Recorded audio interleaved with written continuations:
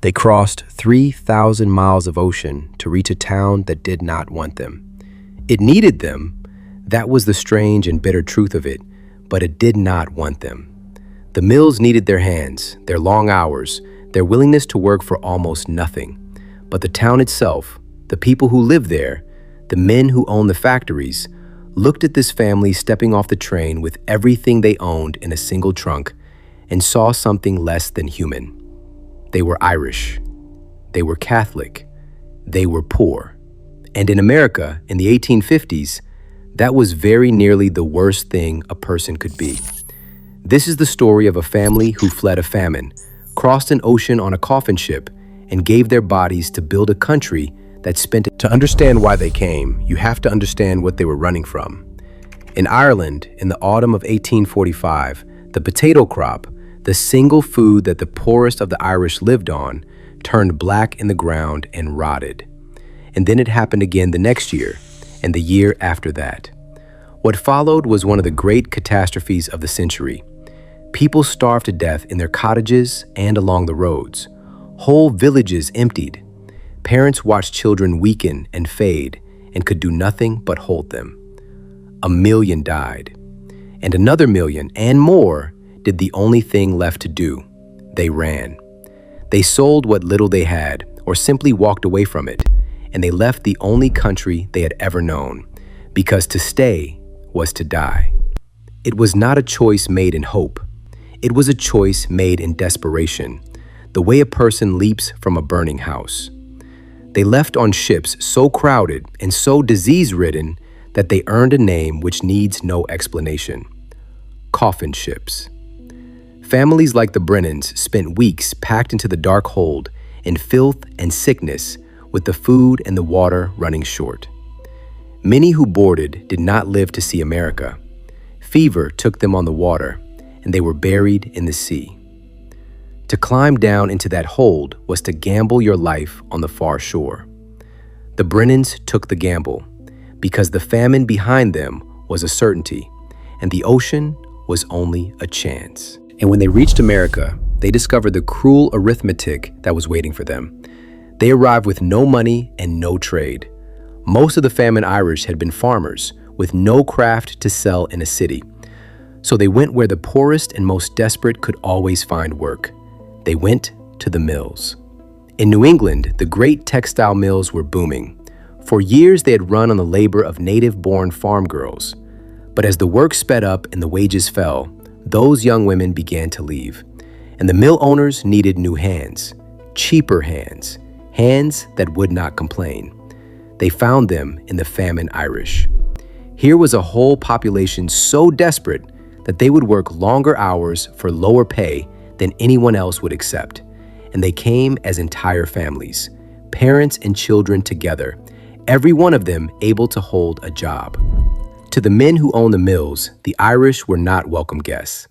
They were a solution to a problem. By 1860, in a city like Lowell, the majority of the mill workers were foreign-born. So the Brennans walked through the factory gate together. Inside was a world of deafening noise, rows of machines roaring so loud that workers learned to read the words on each other's lips. The air was thick with cotton lint that settled into the lungs. The days were long, 12 hours and more, 6 days a week, in heat and damp, around machinery that could take a finger or a hand in a single instant. And the children worked too. Small children made useful workers in a mill because their small hands could reach into the running machines to change the bobbins and clear the broken threads. Bridget's daughter, 12 years old, took her place in the spinning room beside her mother. This was the childhood the new country offered her. The roar of the looms from dark to dark. And every wage the family earned went into a single pot. This was the secret of how the Irish survived when the pay was so low. They survived together. Thomas's wages, Bridget's wages, the children's wages, all of it pooled to make the rent and the food stretch one more week. There was no other way.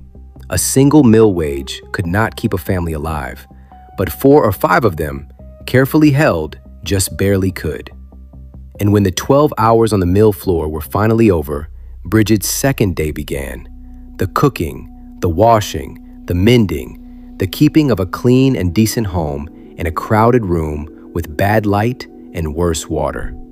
She was the last to sleep and the first to rise. The mill took her strength, and the home took what was left.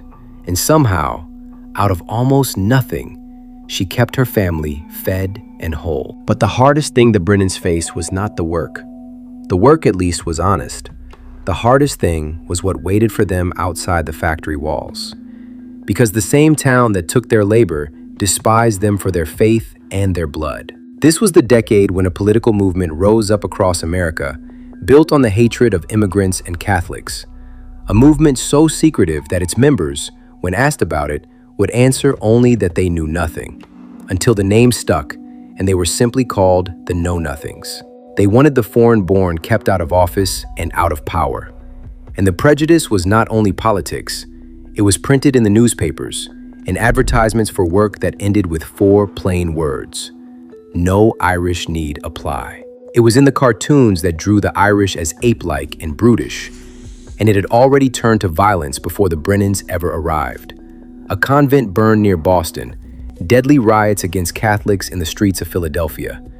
They had crossed an ocean to a place that had decided, before they came, that they were not wanted. They lived where the Irish were allowed to live, crowded into a poor district the rest of the town looked down on. In Lowell, they called it the Acre. Shanties in packed rooms, bad water, disease moving easily through the close quarters. Cholera swept these neighborhoods and took the weakest among them. This was the reward for their labor: to build a city's wealth by day and return at night to its poorest corner. And here is where the story turns, not on a triumph, but on a refusal. The Brennans could have broken, many did, but they did the quiet, stubborn thing that their people did all across America. They endured, and they did not endure alone. At the center of the Irish neighborhood stood the one place where they were not patties, not a problem, not a slur: the Catholic Church. The parish was their anchor. It was their mass and their school, their burial society and their dance hall, the place that married them and buried them and reminded them every single week that they were not what the town said they were. When a man died in the mill or a child was taken by fever, it was the parish that gathered, that sat up through the night at the wake, that made sure no Irish family grieved alone. Around that church, the Irish built something the contempt could not reach. They built each other. They pooled their wages. They took in the newly arrived and fed them. They sent money and tickets back across the ocean to bring the rest of the family over in time. Brick by brick, wage by wage, they built a community inside a country that did not want one. And slowly, across years, across a whole generation, it changed them, and it changed the town. The Brennans' children grew up speaking like Americans because they were Americans. They moved out of the acre. They went into the trades, into the church, into the police stations and the firehouses, and eventually into the very rooms where the city made its decisions. The grandchildren of the coffin ships would one day run the same cities that had once hung signs against them. The town that had not wanted the Brennans was, in the end, partly built by the Brennans. Its mills, its canals, its churches, its streets, raised and held up by Irish hands. That is the quiet victory hidden inside this hard story.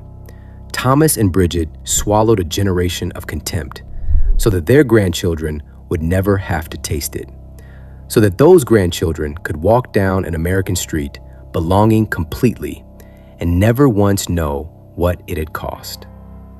We do not know their real names. There were 1 million of them, and the history books remember almost none.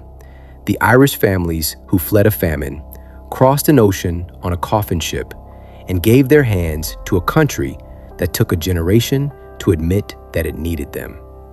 So this is for them, the family that crossed an ocean to a town that did not want them, and stayed and endured and made it their own anyway. If their story moved you, then they are not forgotten anymore. Stay with us, and we will keep bringing the forgotten back into the light.